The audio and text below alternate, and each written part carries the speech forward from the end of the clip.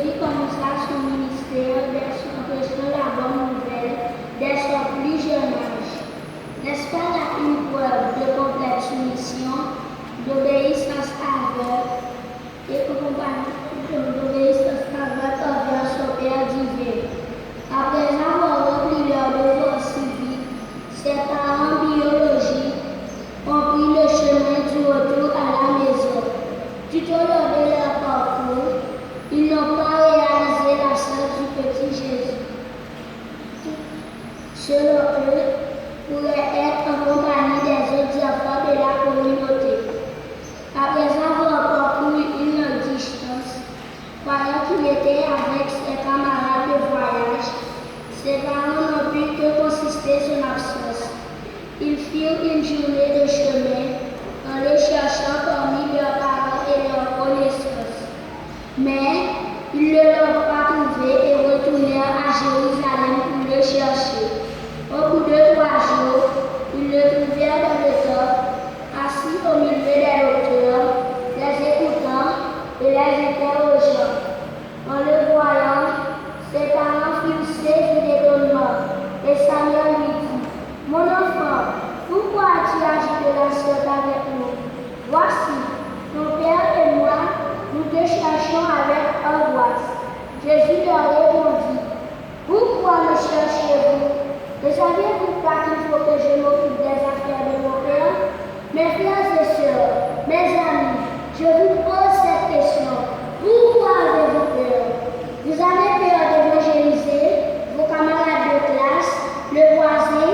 Il est écrit dans Matthieu: Allez partout et prêchez la bonne nouvelle à celles ou ceux qui sont perdus. Jésus lui-même, avant la crucifixion, avait fait les disciples.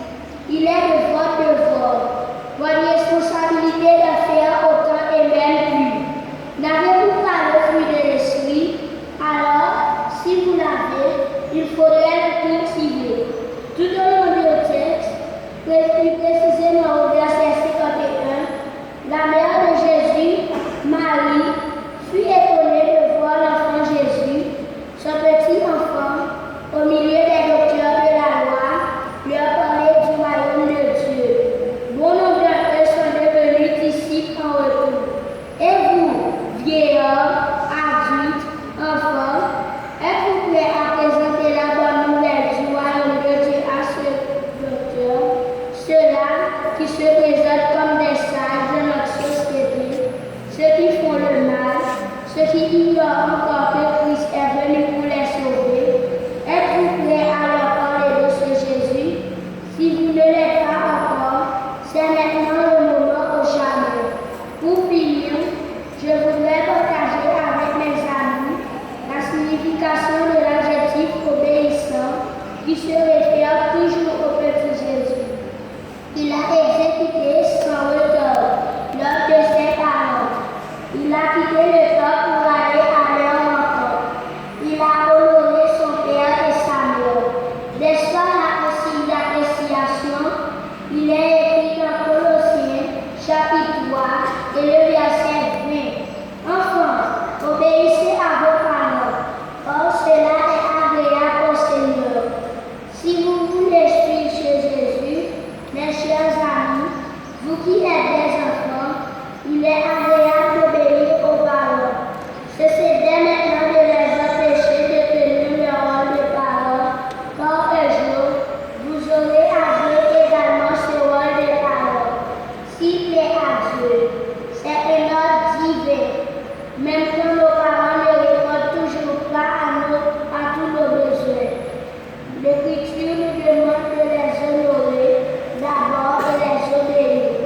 Nous, en tant qu'enfants de Dieu, devons manifester de l'amour, la soumission à l'égard de notre Père céleste et nos parents terrestres. Demandons à Jésus-Christ de nous accorder de la confiance, de l'assurance, mes chers amis, pour ne pas laisser ni la peur, ni les